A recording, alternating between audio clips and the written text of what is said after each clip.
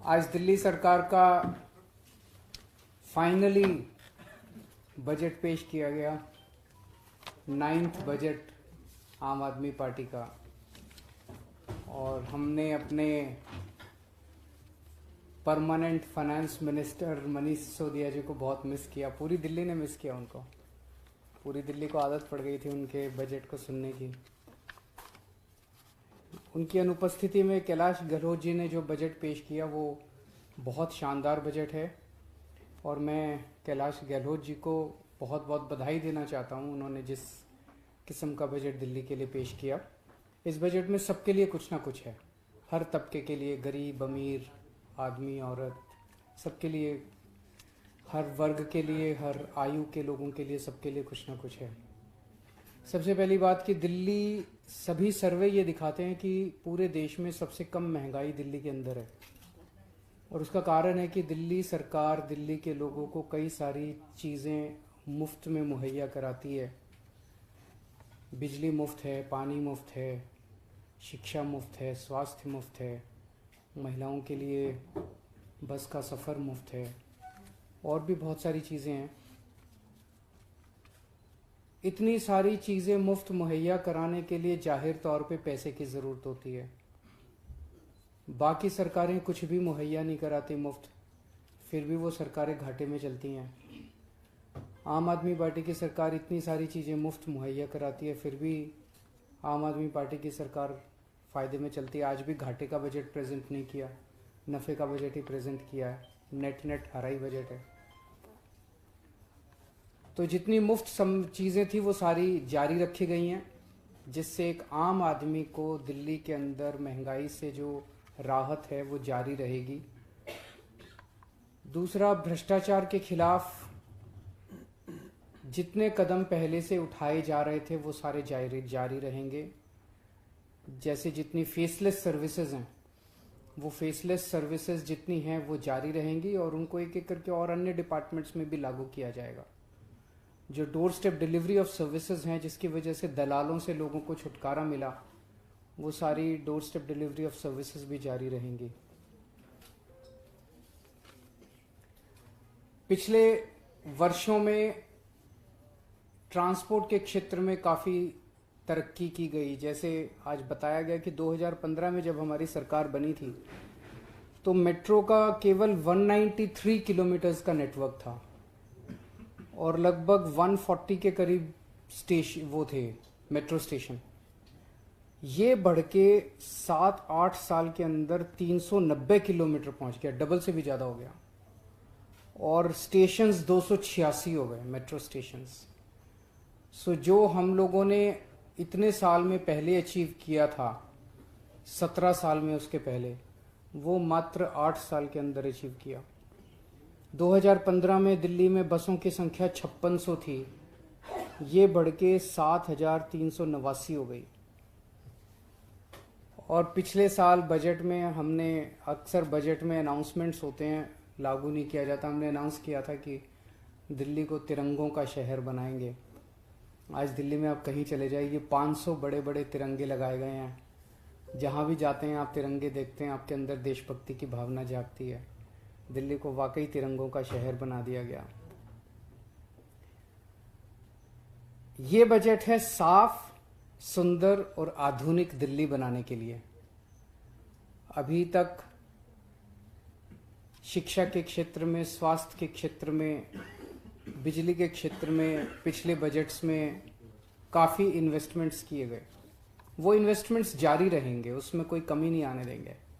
लेकिन ये वाला बजट है जो साफ, सुंदर और आधुनिक दिल्ली, कैपिटल सिटी है हमारी।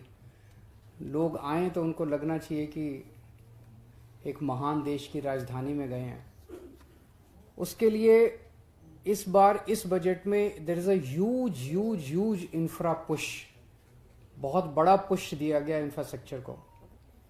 लगभग 21,000 करोड़ रुपए इंफ्रास्ट्रक्चर के ऊपर खर्च किए जाएंगे इस बजट में। 2014-15 में जब जो बजट था वो 30,940 करोड़ का था। आज 8 साल के बाद जो बजट है वो 78,800 करोड़ का बजट है।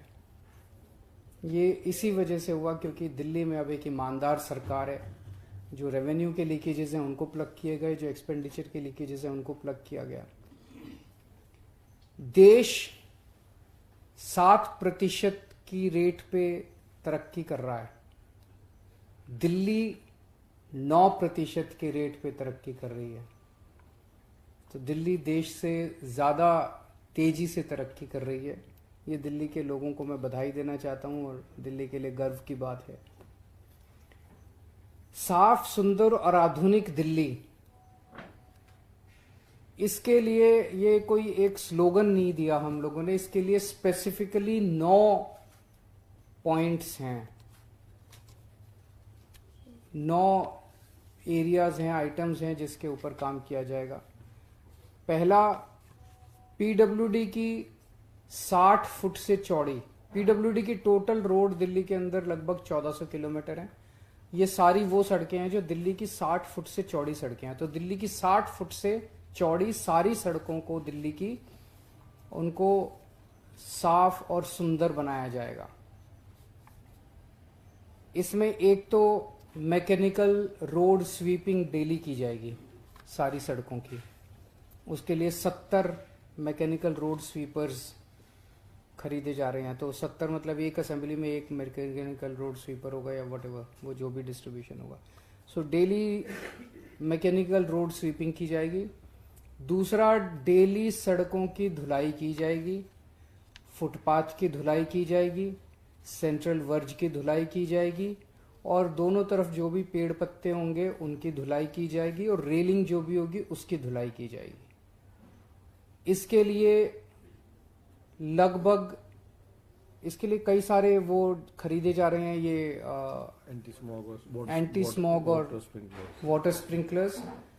और उसके अलावा एक एक वार्ड के लिए अलग अलग 250 छोटे वाटर स्प्रिंकलर्स खरीदे जा रहे हैं जो नगर निगम की सड़कों के ऊपर काम आएंगे। और ये लगभग 210 वाटर स्प्रिंकलर्स कम एंटी स्मॉग गन खरीदे जा रहे हैं जो बड़े हैं, जो कि पीडब्ल्यूडी की सड़कों पे काम आएंगे। जितनी भी पीडब्ल्यूडी की सड़कें हैं 1400 किलोमीटर, इनकी सबकी एक गो में सारों की रिपेयर कराई जाएगी। पहले जितनी रेलिंग टूटी पड़ी हैं, फुटपाथ टूटे पड़े हैं, सेंट्रल वर्ज टूटे पड़े हैं, कर्ब स्टोन टूटे पड़े हैं, सड़कें टूटी पड़ी हैं, सारों की एक साथ इस आने वाले समय साल में एक साथ सबकी रिपेयर करा दी जाएगी। जितने एम्प्टी स्पेस, खाली स्पेसेस हैं सेंट्रल वर्ज पे, फुटपाथ पे, उन सब पे पेड़ पौधे लगाए जाएंगे, फूल लगाए जाएंगे, हरा भरा बनाया जाएगा सड़कों को। और हर 3-3 महीने में सड़कों पे पेंटिंग होगी, लेन मार्किंग होगी, जेब्रा क्रॉसिंग की पेंटिंग होगी और जो कर्ब स्टोन्स होते हैं फुटपाथ की तरफ भी और सेंट्रल वर्ज की तरफ भी, उनकी पेंटिंग्स हर 3-3 महीने में कराई जाएगी। रेगुलर 5-5 साल के अंदर कारपेटिंग कराई जाएगी सड़कों की। कोई पॉट होल्स नहीं होंगे। अगर कोई पॉट होल है तो जिस भी कंपनी को ठेका दिया जा रहा है उसके अंदर वो कंडीशन डाली जा रही है कि इतने घंटों के अंदर वो पॉट होल रिपेयर हो जाना चाहिए।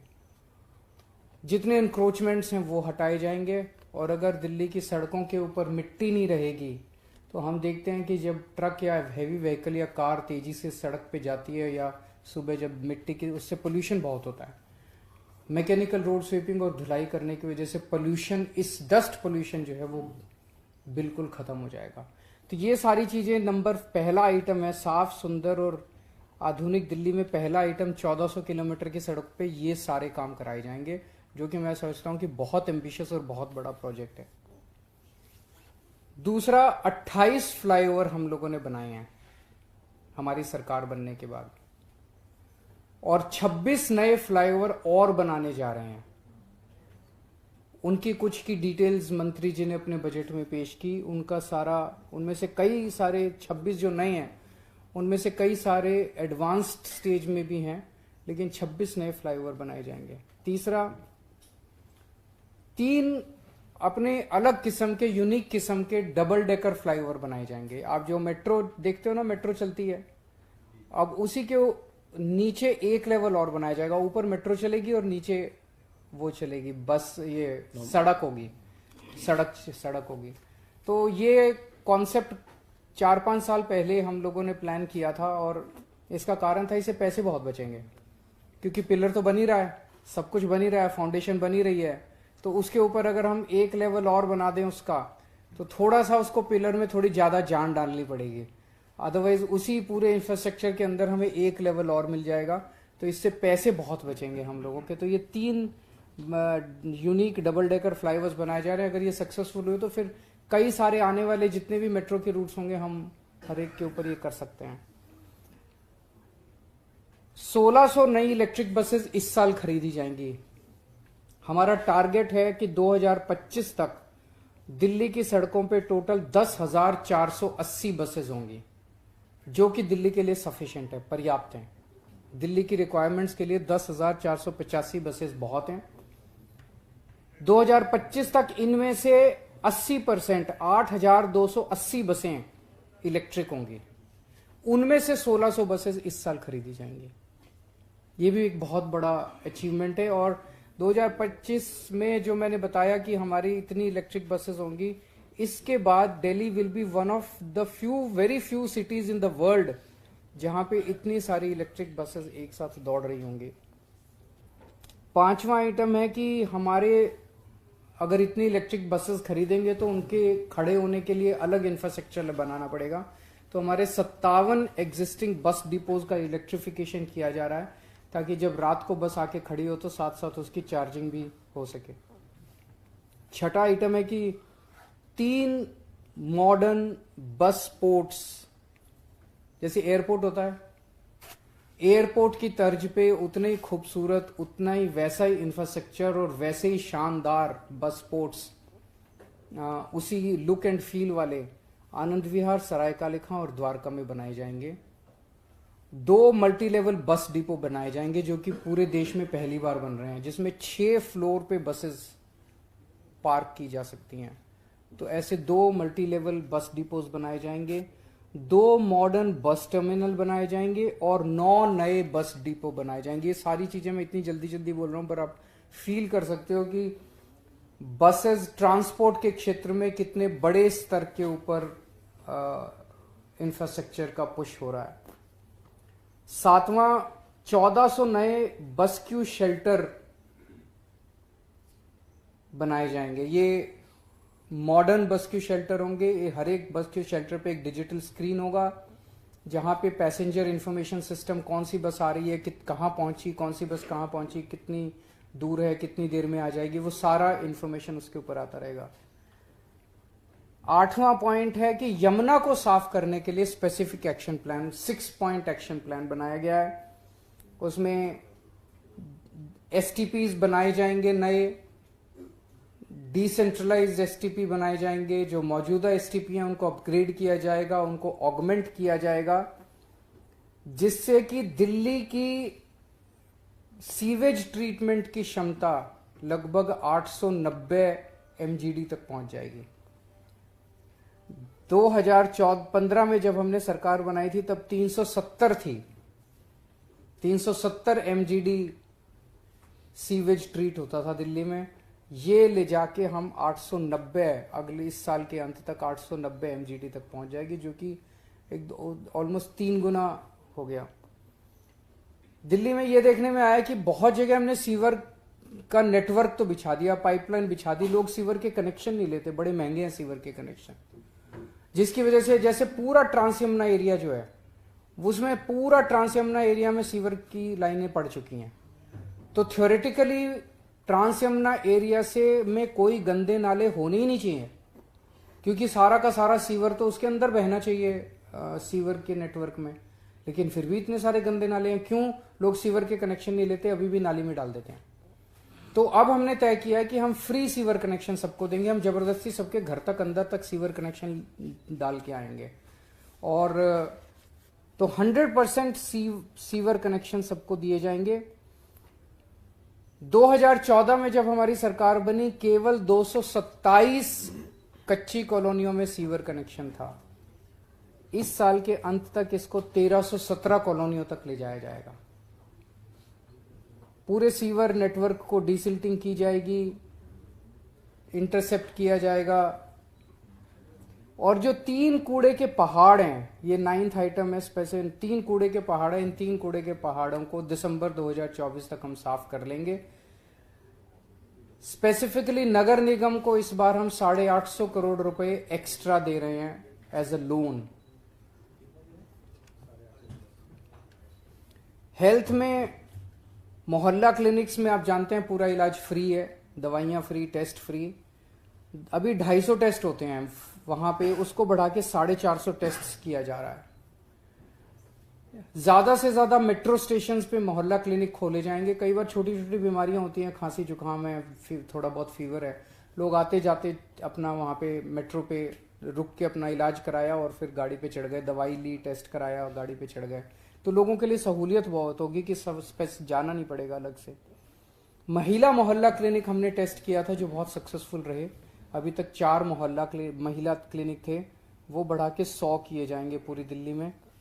और 9 नए सरकारी अस्पताल बनाए जा रहे हैं।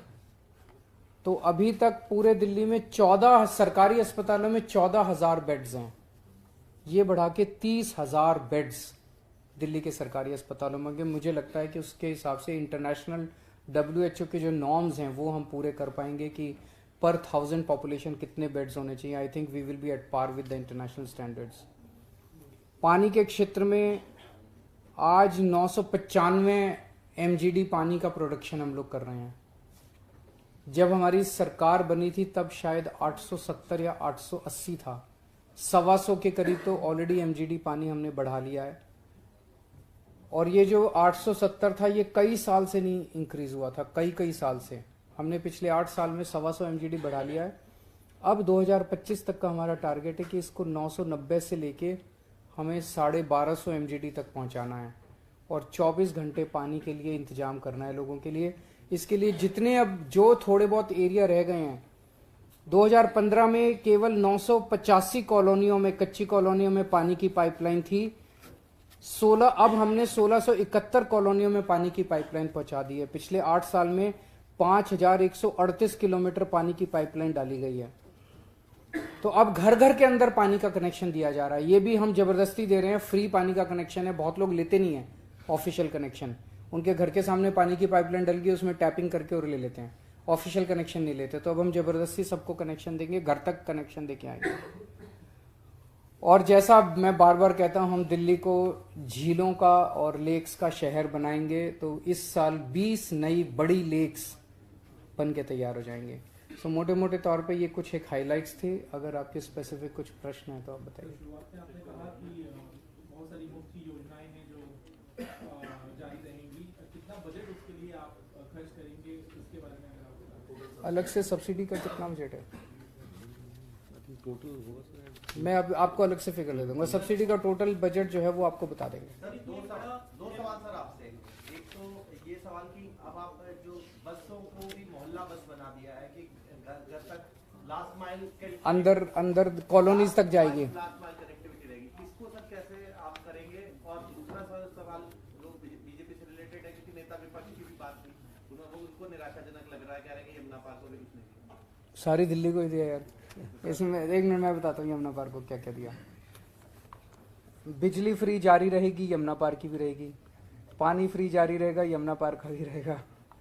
भ्रष्टाचार से मुक्ति दे, डोर स्टेप डिलीवरी वो यमुना पार्क। 1400 किलोमीटर PWD की सड़कें यमुना पार्क की भी रहेंगी। 28 फ्लाईओवर बनेंगे, वो यमुना पार्क में भी बने। 26 डबल डेकर फ्लाईओवर बनेंगे, वो यमुना पार्क में भी। 1600 नई इलेक्ट्रिक बसें आएंगे, वो क्या कह रहे हैं वो तो सारी चीजें। मोहल्ला बस का थोड़ा सा आप एक्सप्लेन कर दीजिए। मोहल्ला बस का जो 9 मीटर की बसें हैं वो बेसिकली जहाँ भी हमारी 12 मीटर की बसें नहीं जा पाती, काफ़ी सारे जो अनऑथराइज्ड कॉलोनीज के पार्ट्स हैं या झुग्गी झोपड़ी जो बस्तियाँ हैं, तो उसको हम टारगेट करेंगे। और जैसा कि मैंने बजट स्पीच में बताया कि CM साहब के नेतृत्व में एक रूट रैशनलाइजेशन स्टडी की गई थी। So basically we have examine जितने भी हमारे रूट्स हैं दिल्ली के, उनको साइंटिफिकली एग्जामिन किया। और मैं ये भी बताना चाहूँगा कि ये इस तरह की स्टडी तो पहले सरकारों में इनिशिएट हुई थी, लेकिन कहीं भी इस तरह की स्टडी कभी भी कंप्लीट नहीं की गई। ये पहली बार हुआ कि माननीय सिंह के नेतृत्व में पहली बार ये स्टडी इनिशिएट भी हुई। लगातार ये 2-2.5 साल स्टडी चली है, बल्कि मैं तो सीएम साहब को रिक्वेस्ट किया है कि इस तरह की स्टडीज हम रेगुलरली 6 महीने में, 1 साल में, it becomes a continuous process. वो पूरी स्टडी करने के बाद उसमें जो असेसमेंट आया वो ये आया कि दिल्ली में अगर 2000 के आसपास अगर हमारी छोटी बसें होंगी तो जहाँ भी हमारी बड़ी बसें नहीं जा पाती हैं जिन एरियाज में, उनमें सारी ये 9 मीटर की छोटी बसें चलेंगी, ताकि वो लास्ट माइल कनेक्टिविटी का हमेशा या फर्स्ट माइल कनेक्टिविटी का इशू है वो रिजॉल्व हो सके। और कई सारे आप देखोगे एरियाज ऐसे भी हैं, अभी जो बड़ी बसें हैं वो कई जगह हम देखते हैं अंदर अंदर गलियों के अंदर जा रही हैं, 2 आदमी बैठे हैं इतनी बड़ी बस के अंदर, और वो अंदर अंदर गलियों के अंदर से वो खत्म कर देंगे।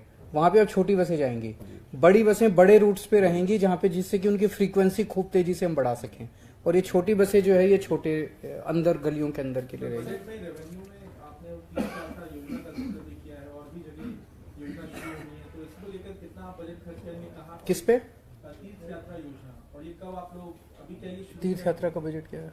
आई थिंक 50 CR रखा है हमने, पर इसमें कमी नहीं होने देंगे। कमी जो रहती है वो अवेलेबिलिटी ऑफ रेलवे की रहती है। रेलवे अगर जितना हमें रेलवे दे देगी 50 करोड़ से और बढ़ा देंगे हम। सब्सिडी को देना चाहिए, सब्सिडी। ये सब्सिडी का टोटल सारी सब्सिडीज मिला के है 4788 करोड़, जो कि विच इज मतलब लेस देन शायद 7-8% के करीब बनता है। सर लेकिन अबूधा में ये जिस तरीके का 5% बनता है। हाँ सर, लेकिन जिस तरीके का विवाद एलजी के साथ रहता है, हर फाइल में जिस तरीके की चीजें रोकी जाती हैं, अभी जो बजट भी डिले हुआ है, आपको लगता है कि आपने जो इतना बड़ा बजट तैयार किया है उसको आसानी से आप जमीन पर तैयार कर पाएंगे? ये जिंदगी आसान नहीं है, संघर्ष से भरी हुई है। कोशिश करेंगे और कोशिश करते आए हैं। इतनी मुसीबतों के, इतने अड़चनों के बावजूद इतना कुछ 60 साल में हासिल कर लिया, ये हमारी शानदार एडमिनिस्ट्रेटिव स्किल्स दिखाता है। अगर ये सारी अड़चनें ना होती और दिल्ली फुल स्टेट होता तो आज पता नहीं हम दिल्ली को कहाँ ले गए होते। पर अब चिंता मत कीजिए, सारा लागू करेंगे। अगली बार आपके साथ यहीं बैठा हूँगा, मेरे से पूछ लेना एक एक। सर आपने यमुना के ऊपर बात की, यमुना एक्शन प्लान में आपने कहा 6 पॉइंट रहेगा। काफी सालों से यमुना के ऊपर कई प्लान्स बने हैं और कई बार इश्यूज हमेशा हमने देखा है। आप लोगों की तरफ से स्पेसिफिक क्या है, कितना पैसा एलोकेट किया गया है यमुना की क्लीनिंग के लिए? मैंने आपको एक प्रॉमिस किया हुआ है कि अगले चुनाव के पहले आपके साथ यमुना में डुबकी लगाऊंगा, वो कर दूंगा पूरा। हाँ, अगले 2025 का जो चुनाव है। सर यमुना से रिलेटेड है, 6.0 एक्शन प्लान है। ये एक्शन प्लान रिएक्शन में होगा या ये यमुना एक्शन प्लान बनता ही रहेगा? क्योंकि हम देख रहे हैं इतने सालों से, आपकी सरकार से पहले भी था, आपके सामने भी बन चुका। यमुना साफ कब होगी? मैंने आपको बता दिया 2025 तक हो जाएगी। अभी बोला 2025 के चुनाव के पहले आप सबको लेके डुबकी लगवा के लाऊंगा। सर वित्त मंत्री ने बात की कि 325 करोड़ रुपए जो सेंटर से मिलते थे वो अब शायद नहीं मिलेंगे, उसकी भरपाई कैसे करेंगे? आप सब लोग आवाज उठाइए उसके लिए, मीडिया वाले सब लोग आवाज उठाइए। ये तो अन्याय है।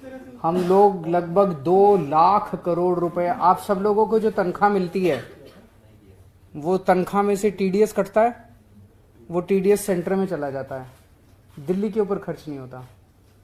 आप मेहनत करते हो दिल्ली में, कमाई करते हो दिल्ली में, टैक्स कटता है दिल्ली में, और वो सारा सेंटर में चला जाता है। तो अन्याय है बहुत बड़ा। वापस उसमें से एक नया पैसा नहीं मिलता हम लोगों को। सर डीआईपी को 500 करोड़ रुपए देने की बात हुई है सर, वहाँ एक भी सूचना अधिकारी नहीं है, सहायक सूचना अधिकारी नहीं है, उपनिदेशक नहीं है, ये कैसे होगा? ये तो सर्विसेज हमारे पास नहीं है अभी। तो फिर मैं आपको एक चीज बता दूं, पीडब्ल्यूडी सेक्रेटरी नहीं है। मैंने 10 या 12 फरवरी के आसपास ये जितनी चीजें हैं, एक प्रेस कॉन्फ्रेंस की थी, याद है आप लोगों को? उसमें मैंने कहा था ये हम 1400 किलोमीटर सड़कों को साफ करेंगे, स्वीपर होगा, मैकेनिकल रोड स्वीपर होगा, ये होगा वो होगा, और धोएंगे सड़कों को, रिपेयर करेंगे, पौधे लगाएंगे। ये सारा प्रोजेक्ट टेंडर होना था, 1 अप्रैल तक टेंडर हो जाना था। आपको जान के ताज्जुब होगा कि तब से लेके आज तक रेगुलर पीडब्ल्यूडी सेक्रेटरी नहीं पोस्ट कर रहे एलजी साहब। मैं 10 बार उनको बोल चुका, तो जिसकी वजह से वो फाइल अप्रूव ही नहीं हुई, कैबिनेट में ही नहीं आई। सो ये जो बोल रहे थे कि अड़चने तो बहुत लगाएंगे, कोशिश कर रहे हैं, लड़ेंगे। अब मैं अगर कहूंगा 10, फिर एक दिन प्रेस कॉन्फ्रेंस करनी पड़ेगी कि एलजी साहब पीडब्ल्यूडी सेक्रेटरी नहीं दे रहे, तो फिर आप कहोगे केजरीवाल लड़का बहुत है। सर कैलाश जी ने ये भी कहा कि 2024 के आखिर तक तीनों कूड़े के पहाड़ों को हम खत्म करेंगे। आप भलसवा भी गए थे, ओखला भी गए थे, जिस रफ्तार से काम चल रहा है क्या लग रहा है? भलसवा बहुत अच्छा चल रहा है। भलसवा तो मुझे लगता है कि टारगेट से पहले ही हो जाएगा। ओखला में कमी है, कल मैंने कमिश्नर को भी बोला था कि ओखला टारगेट उनका जो है उसके हिसाब से अभी पिकअप नहीं किया। उन्होंने मुझे बोला है कि 31 मार्च तक 10,000 मीट्रिक टन पर डे का टारगेट, अभी जो चल रहा है 5-6 हजार डेली। मेरे पास डेली रिपोर्ट आती है तीनों पहाड़ों की। गाजीपुर में मैं अभी आपके साथ चलूंगा, 2-3 दिन में चलेंगे गाजीपुर।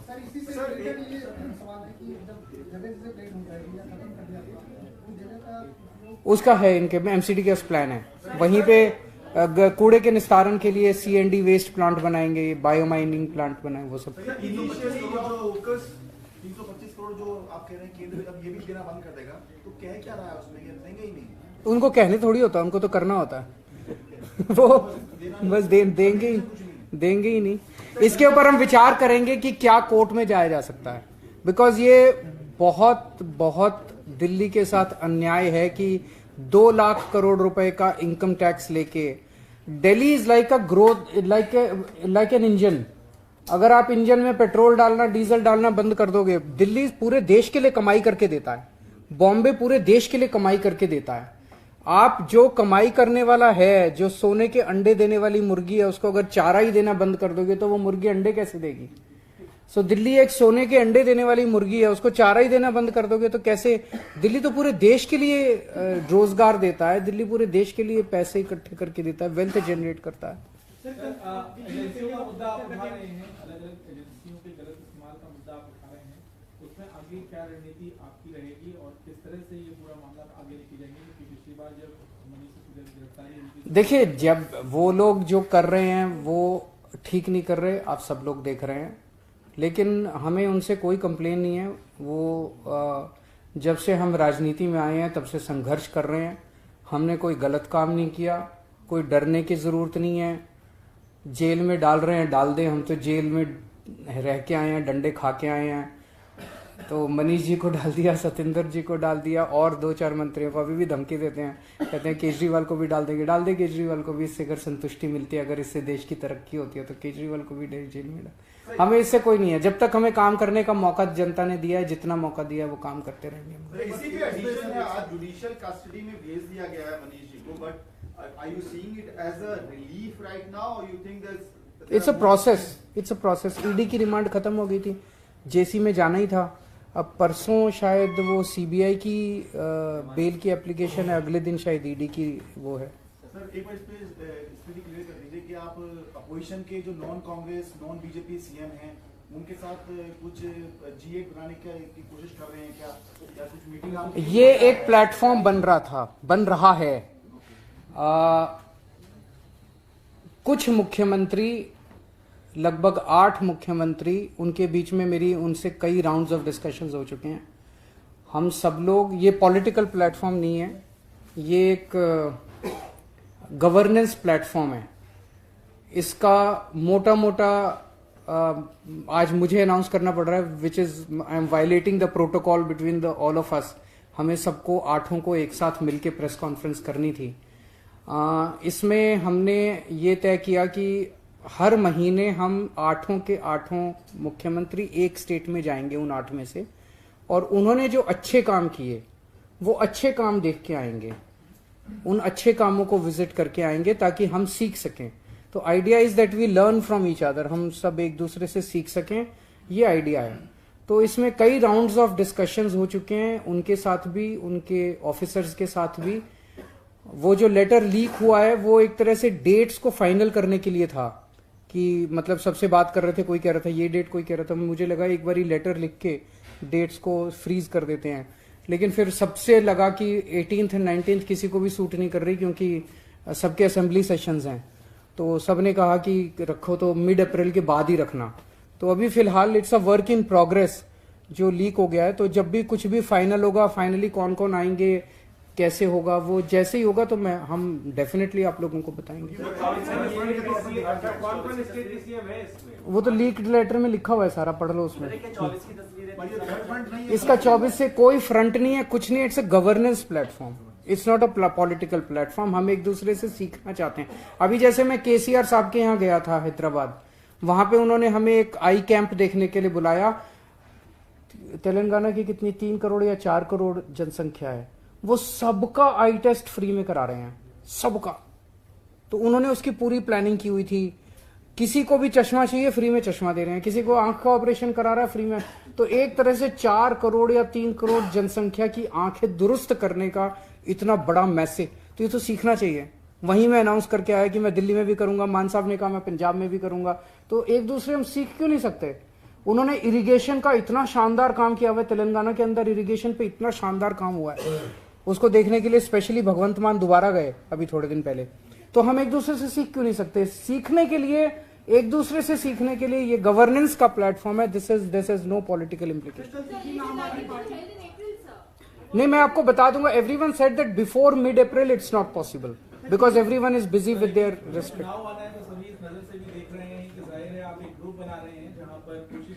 आपकी नजरों की उसका तो हम कुछ कर नहीं सकते। जंतर मंतर पर मोदी हटाओ देश बचाओ आपकी सभा है दिल्ली में, तो क्या दिल्ली पुलिस ने FIR उस पोस्टर पे एफआईआर कर दी। पर तो मोदी जी इतने डरे हुए क्यों हैं? इतने इनसिक्योर क्यों है यार? ये तो नॉर्मल सा पोस्टर है, कोई लगा ले, जनतंत्र के अंदर कोई लगा ले। इतने डरा हुआ प्रधानमंत्री, इतना इनसिक्योर प्रधानमंत्री, जिसको मर्जी।